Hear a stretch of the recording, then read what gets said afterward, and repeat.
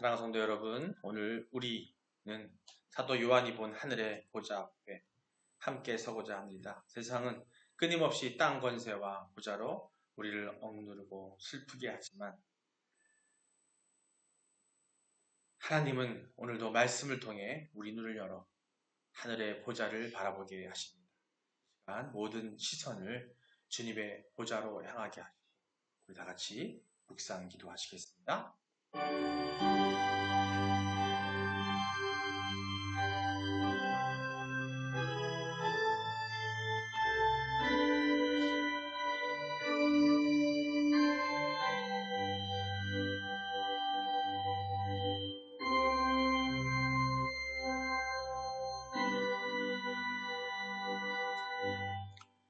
하나님은 영이시니 예배하는 자가 영과 진리로 예배할지니라.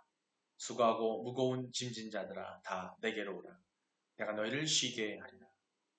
거룩하신 하나님 아버지, 우리를 은혜로 불러주셔서 하늘의 보좌를 바라보게 하심에 너무나 감사드립니다. 땅의 보좌로 인해 눌리고 슬퍼했던 마음을 내려놓게 하여 주시고 오늘 말씀을 통해 오직 주님의 통치와 주권만을 바라보게 하여 주시옵소서.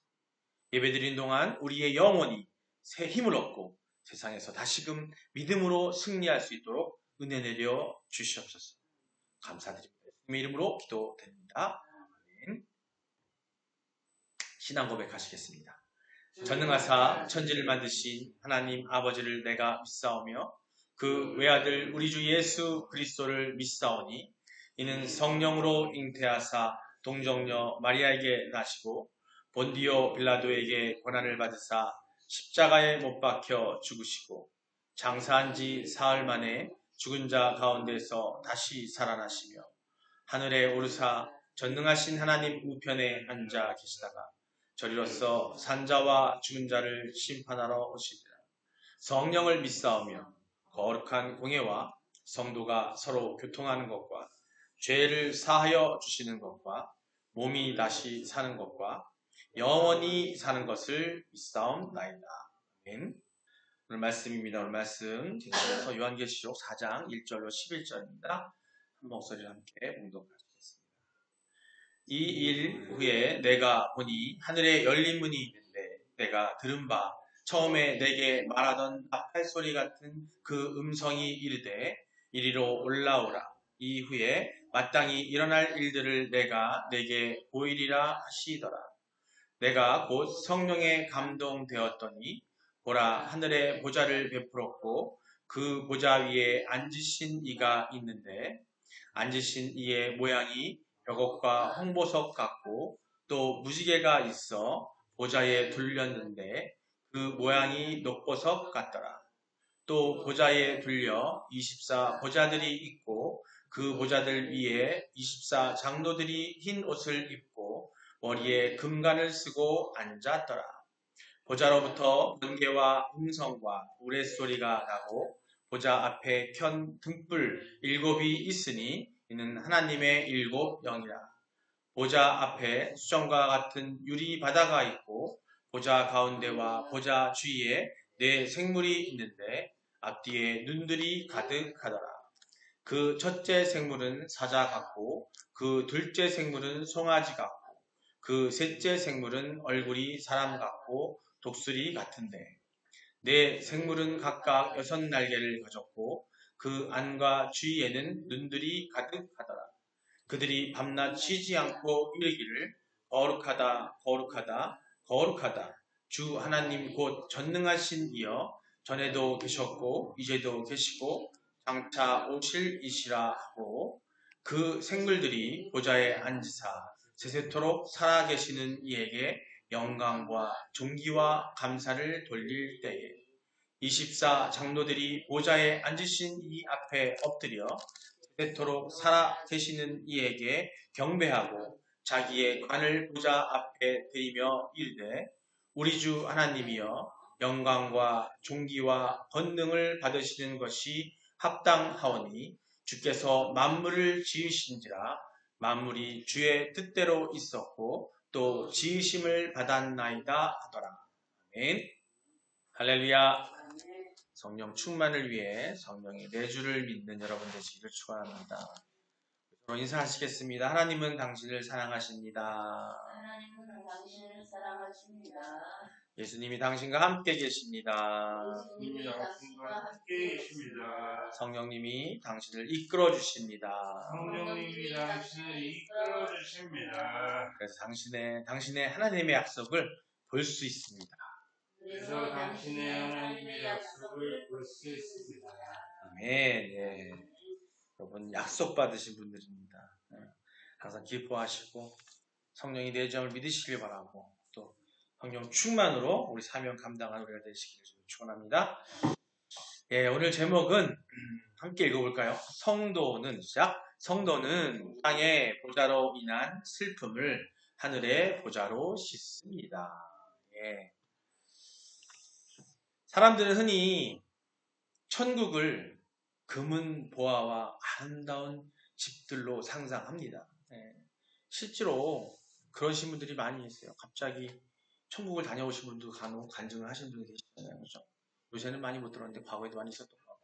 근데 다녀오신 분들 갑자기 죽음을 맛보고 천국을 보시고 오신 분들이 계시는데 그런 분들 보게 되면 천국의 장면은 이런 모습이에요.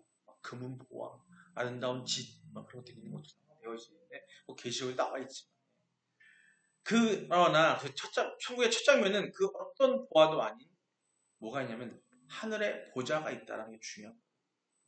그 집들, 금, 보화 이게 중요한 게 아니라 그 요한이 본 천국의 그 장면을 말씀해 드렸지만 뭐냐면 하늘에 보좌가 있다는 그 보좌를 본 거예요. 사실 그게 제일 중요한 거예요. 오늘 그 얘기 뭐냐면 그 하늘의 보좌가 어떤 역할을 하고 그것이 얼마나 중요한지 우리에게 어떤 의미를 갖고 있는지 한번 생각해 보자는 게 중요한 의미입니다. 단순한 이게 요한이 본 이 하늘의 보좌는 단순한 우연이 아니에요. 성도에게 가장 중요한 것은 이 물질적인 영광이나 이런 것들이 아니라 금은 보화나 어떤 그런 아름다운 것들, 아주 귀한 어떤 그런 것들이 아니라 바로 우리는 전지전능하신 하나님의 통치하심을 우리가 보여주는 게 그 보좌의 모습이에요. 우리는 그 하나님의 통치하심을 받고 있다는데 거기를 우리는 가슴이 부풀어야 되는 거고 우리는 소망을 가져야 되는 거예요. 지금도 그렇고 우리를 통치하는 사람들은 세상의 것들이고 세상이었기 때문에 우리 그리스도인들은 누구의 통치? 하나님의 통치. 그 안에 있다는 걸 알고 있어야 돼요. 그것을 인식하고 그 믿음이 있어야 우리가 오늘 제목에서 보는 것처럼 땅의 보좌로 우리는 슬픔을 받고 있거든요. 그것들을 이겨낼 수 있는 방법은 뭐냐면 하늘의 보좌로밖에 할 수가 없는 거예요. 그 얘기를 하려고 합니다. 요한계시록에서 보좌라 하는 단어는 계시록에서만 총 47번이 나와요. 47회가 나온다고 합니다.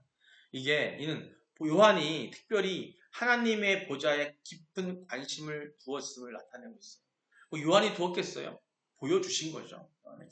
그 보좌가 중요하기 때문에. 이 보좌는 곧 하나님의 주권과 통치를 의미하고 있습니다. 당시 초대교회 성도들은 황제 숭배를 거부했다는 이유로 핍박과 고난을 겪기도 했었습니다. 또 사도 요한 자신도 도미티아누스 그 로마 당시 황제의 박해로 반모섬에 유배된 상태였어요. 그때 이 요한계시록을 쓰게 됐고 그런 상황 속에서 요한의 눈에 들어온 첫 번째 장면이 바로 하늘의 보좌였다는 거예요. 그가 이 땅의 권세보다 하나님의 통치를 갈망하고 있음을 보여주고 있어요. 왜? 자, 갈망했기에. 요한이 보면 갈망했다는 얘기 뭐냐면 요한이 간구했기 때문에 하나님이 보여주신 거예요. 우리 또한 갈구하고 갈망할 때에 하나님의 보좌도 볼 수 있는 것이고 하나님이 우리에게 주신 것도 볼 수 있는 것이고 볼 수 있는 것이고 하지만 우리는 그걸 갈망하는 게 아니라 세상 걸 갈망하다 보면 볼 수가 없어요. 왜 하나님 나한테 보여주지 않으세요? 하나님 저한테 방법을 주세요. 외치지만 사실은 그건 내 마음속에 그만큼 갈망함이 없기 때문에 간절함이 없기 때문일 수도 있습니다. 네, 그렇다면 요한은 왜 이 보좌에 지대한 관심을 쏟고 있는 것이었을까?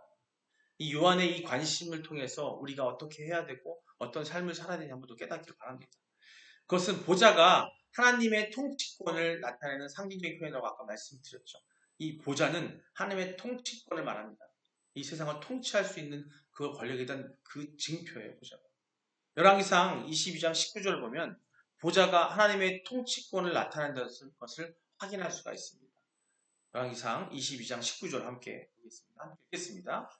미가야가 이르되 그런즉 왕은 여호와의 말씀을 들으소서. 내가 보니 여호와께서 그의 보좌에 앉으셨고 하늘의 만군이 그의 좌우편에 모시고 서 있는데. 아멘. 예. 이 말씀을 통해 우리가 볼 수 있는 것. 이 말씀 또 외에도 하늘의 보좌가 어떤 의미인지를 보여주는 말씀들이 여러 곳에 나와 있습니다. 이사야서 6장 1절에 보면은 우시야 왕이 죽던 해에 내가 본즉 주께서 높이 들린 보좌에 앉으셨는데 그의 옷자락은 성전에 가득하였고 보좌가 나와요. 그리고 이 우시야 왕이 죽던 해라는 여기서 말하는 이사야서 6장 1절에 보면 우시야 왕이 죽던 해라는 것은 뭐냐면 이어서 배경이 뭐냐면 이스라엘 백성에게 큰 불안과 혼란스러웠던 시기였어요. 그때 우시야는 52년 동안 유다를 다스리던 강력한 왕이었어요. 그의 죽음이 곧 나라의 불안정과 위기를 의미했다는 거죠. 세상에 있는 왕. 그죠? 그러나 바로 그때 이사야는 이렇게 말합니다. 말씀드려서 주께서 높이 들린 보좌에 앉으시라는 말을 해요. 즉 하나님을 보았다고 얘기합니다. 이는 땅의 왕은 죽어도 하늘의 보좌는 영원히 흔들리지 않는다는 메시지. 즉 땅에서 아무리 왕이 죽어도 우리는 사실 세상 속에서 그걸 되게 중요하게 생각하잖아요. 지금 이 나라의 대통령이 누군지, 이 나라를 이끌어서 누군지에 따라서 우리가 자주지되고 흔들리고 있잖아요.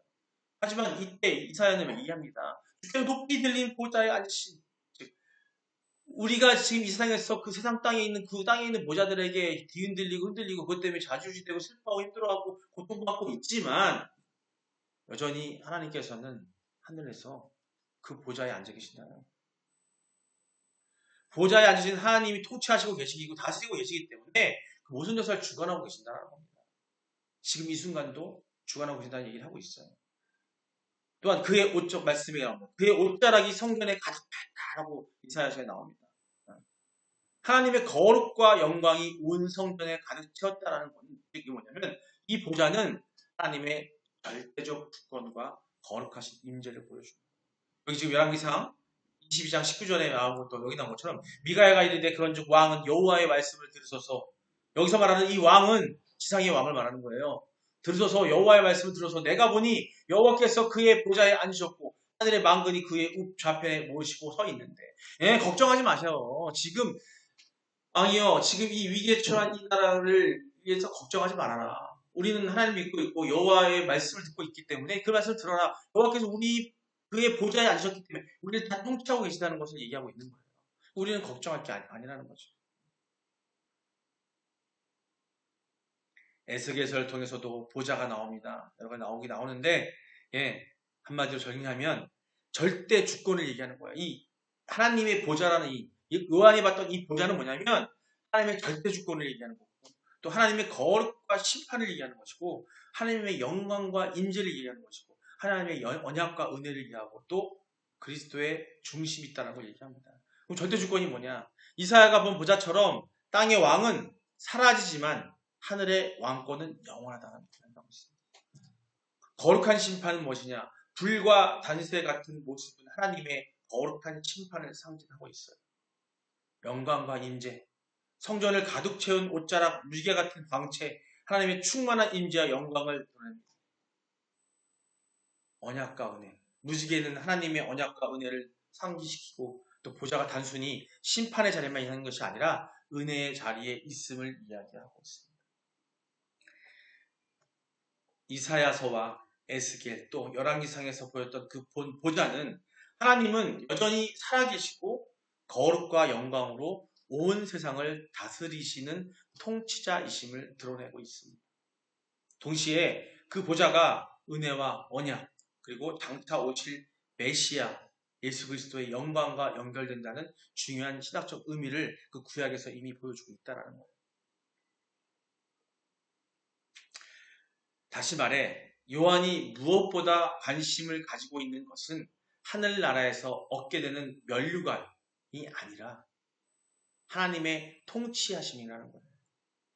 우리가 세상에서의 통치에 뒤흔들리고 세상 속의 그 통치에 의해서 이 사단의 통치에 의해서 뒤흔들리는 것이 아니라 우리가 바라는 것은 뭐냐면 우리가 천국에 가려고 하는 것은 뭐냐면 거기에서 얻는 평안은 무엇이냐면 바로 하나님의 통치 안에 있기 때문에 평안이 있을 수 있다는 거예요.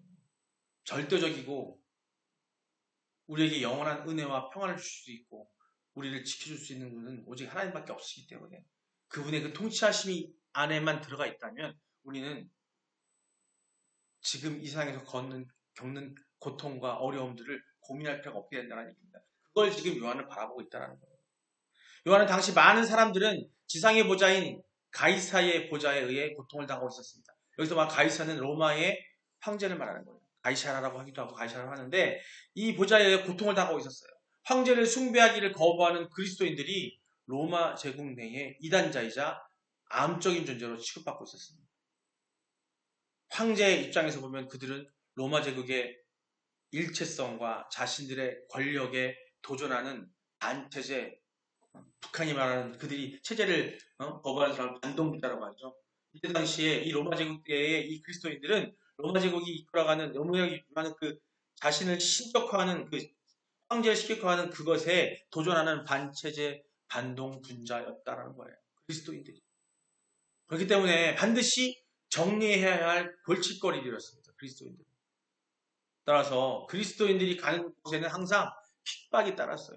게다가 당시에는 알려진 거의 모든 명문권이 그 로마 제국의 영향력 아래 있었어요. 그 명문권이 뭐냐면 그 문화, 이 모든 문화가 있는 어떤 그런 모든 사람들이 있는 곳 모든 문화 안에는 로마 제국의 영향력 아래 있었기 때문에 그리스도인들은 피할 곳조차 없었어요.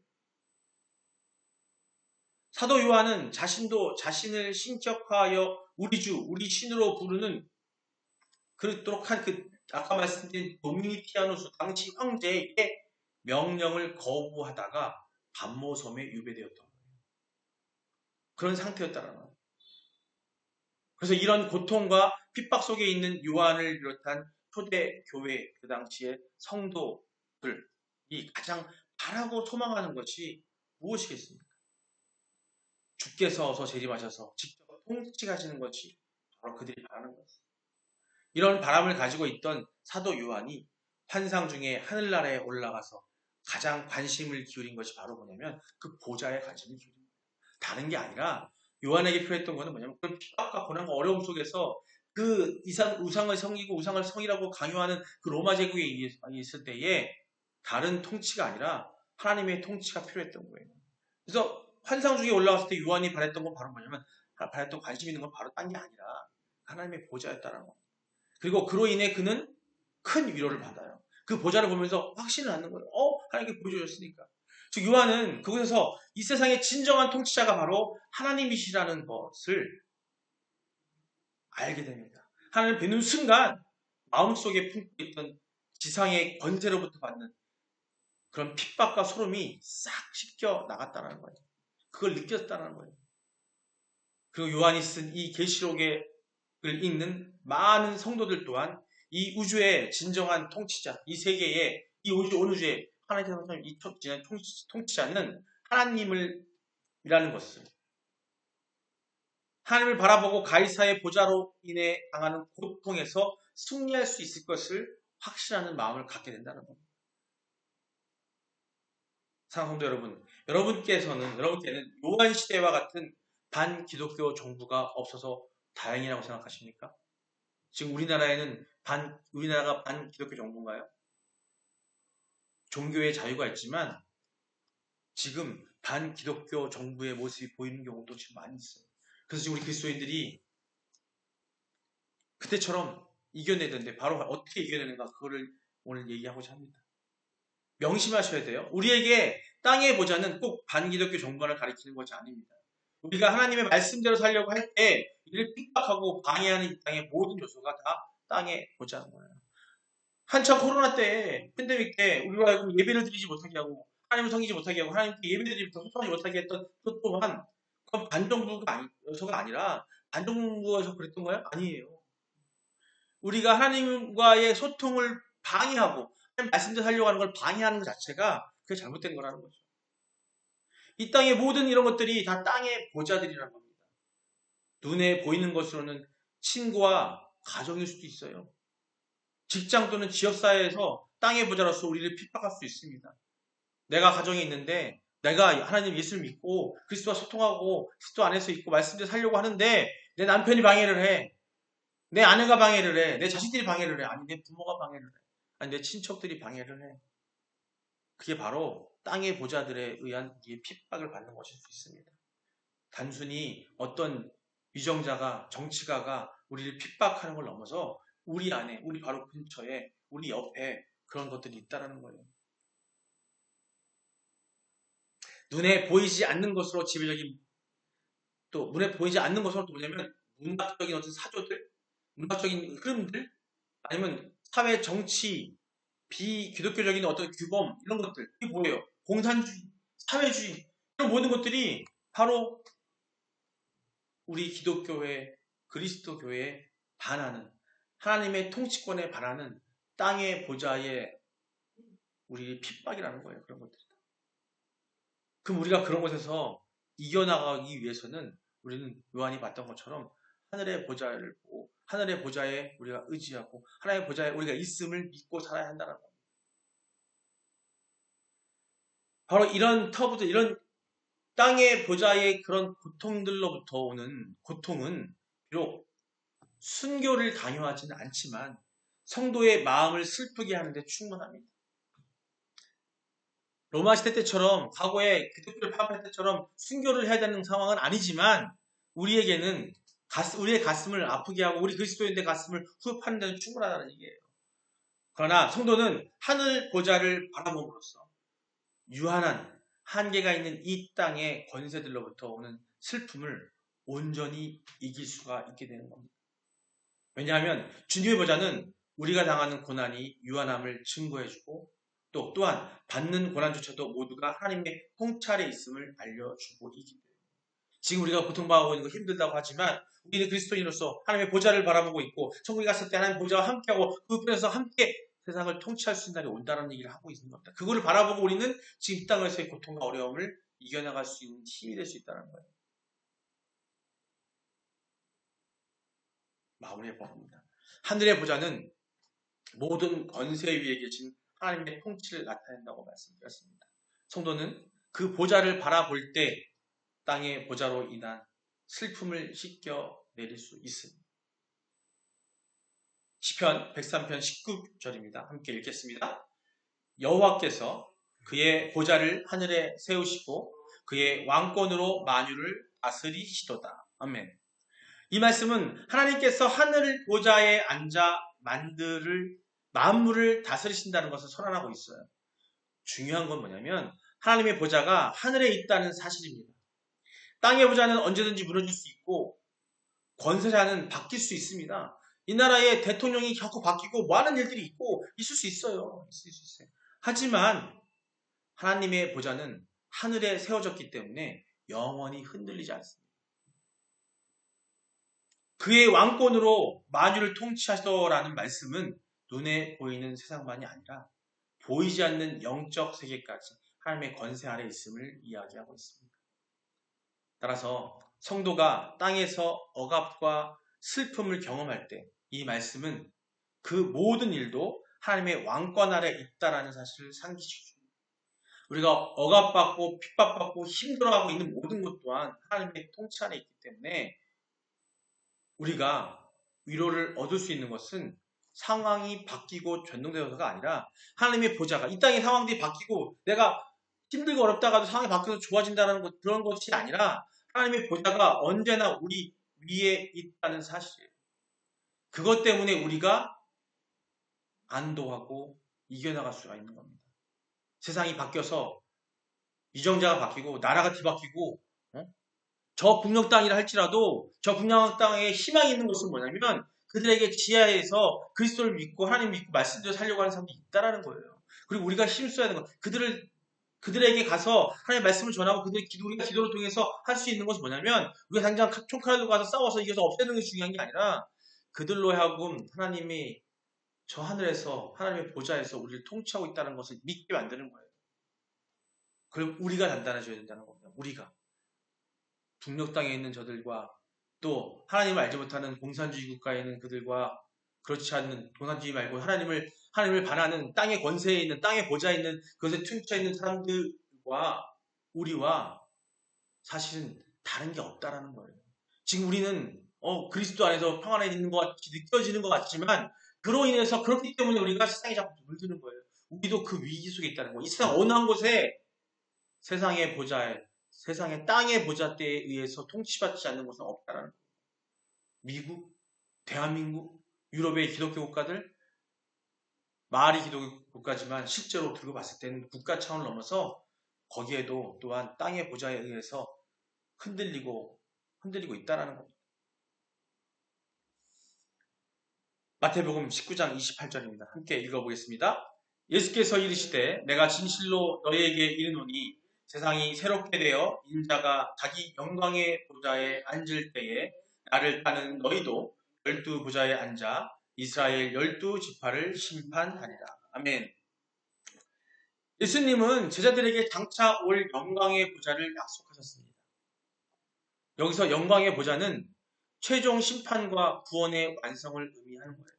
예수님께서 모든 것을 다스리시는 완전한 주권의 자리라는 거죠. 놀라운 건 뭐냐면요. 제자들뿐만 아니라 성도도 그 보좌의 영광에 참여하게 된다는 거예요. 우리도 그 영광의 보좌에 참여하게 된다는 겁니다. 사도 바울은 고린도전서 6장 2절에서 이렇게 말합니다. 성도가 세상을 판단할 것은 너희가 알지 못하느냐. 성도가 세상을 판단할 것을 너희가 알지 못하느냐. 이 말씀은 뭐냐면 예수님과 함께 마지막 때가 되고 심판의 이후에 우리 보좌 옆에 앉아서 세상을 판단하고 세상을 통치할 수 있는 것을 함께 할 거라는 겁니다. 즉 성도는 단순히 구원받아 천국의 시민이 되는 것이 아니라 그거에 그치지 않고 하나님이 다스림에 동참할 수 있다는 거예요. 그럴 때가 온다는 겁니다. 성도가 땅에서 잠시 고난을 당하더라도 결국 하늘의 보좌에서 그리스도와 함께 다스리게 될 것이라는 소망이 우리에게 주어져 있습니다. 여러분은 그런 소망이 여러분에게 있음을 믿으시기 바랍니다. 사랑하는 성도 여러분, 사자의 입속에 들어가면서도 찬송하는 초대 교회 성도들의 모습은 바로 그들의 눈이 더 이상 땅의 보좌나 그 보좌로 인해 오는 슬픔을 바라보지 않고 있음을 증거하고 있습니다.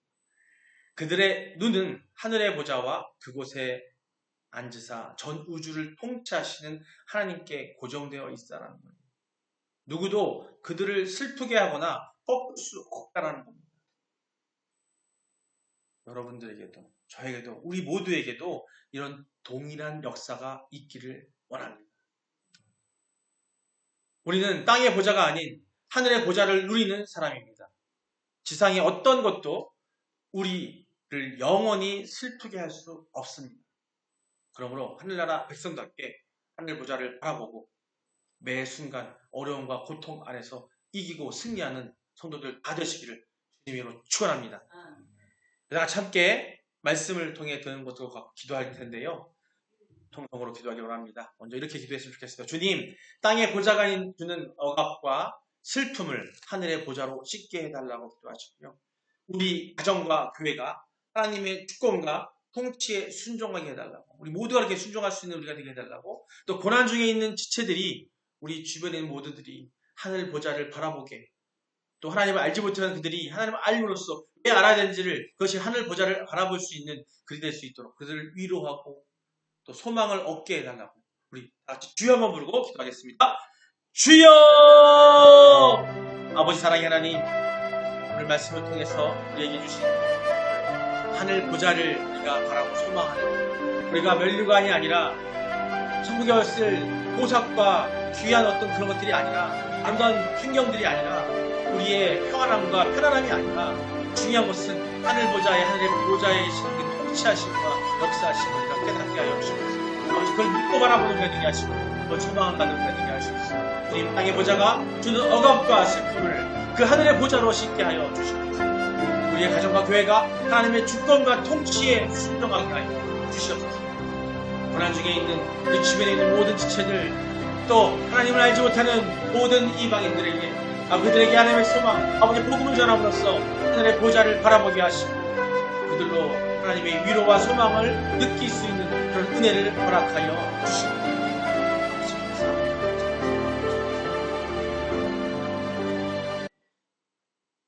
영광의 보좌에 앉으신 하나님 아버지시여, 오늘 말씀을 통해 우리가 땅의 보좌로 인한 슬픔을 하늘의 보좌로 씻을 수 있음을 알게 하심을 너무나 감사드립니다. 이제 우리를 오직 주님의 보좌에 고정하게 하시고 세상의 권세에 흔들리지 않게 하여 주시옵소서. 우리의 가정과 교회 일터 위에도 주님의 통치와 평강이 임하게 하여 주시고 우리가 끝까지 믿음으로 승리하게 하여 주시옵소서. 감사드립니다. 예수님의 이름으로 기도드립니다. 아멘. 주기도로 예배를 마치도록 하겠습니다. 하늘에 계신 우리 아버지여, 이름이 거룩히 여김을 받으시오며 나라의 마옵시며 뜻이 하늘에서 이룬 것 같이 땅에서도 이루어지이다. 오늘 우리에게 일용할 양식을 주시옵고 우리가 우리에게 죄 지은 자를 사하여 준 것 같이 우리의 죄를 사하여 주시옵고 우리를 시험에 들게 하지 마시옵고 다만 악에서 구하시옵소서. 나라와 권세와 영광이 아버지께 영원히 있사옵나이다. 아멘.